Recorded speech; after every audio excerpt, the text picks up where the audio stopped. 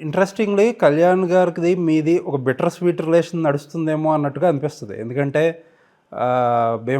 DSP transfer విషయంలో మీకు ఆయనకి ఓ చిన్న భేదాభిప్రాయం వచ్చినట్టుగా కనిపించింది. భేదాభిప్రాయం అనిపించిన మాట నిజం కానీ అసలు భేదాభిప్రాయమే లేదు. హ్మ్. There was never any difference of opinion.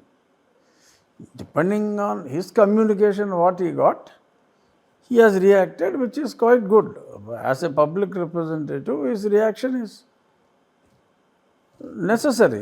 So, he has reacted based on the information what he has got. అంతకుమించి అంటే జనరల్‌గా ఇలాంటి ఇష్యూ వచ్చినప్పుడు ఇప్పుడు పవన్ కళ్యాణ్ గారో, చంద్రబాబు నాయుడు గారో ఆబ్వియస్‌లీ వాళ్ళు అమరావతిలో కూర్చొని రూల్ చేస్తూ ఉంటారు.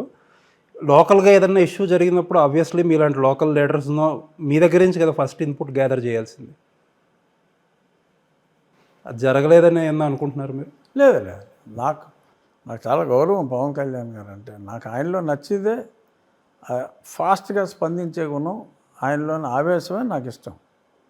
సో అంచేత స్పందించాలి. 100 డెసిషన్లు రైట్ అవ్వచ్చు, 10 డెసిషన్లు రాంగ్ అవ్వచ్చు, బట్ ఆ స్పందించే గుణం అనేది చాలా ఇంపార్టెంట్.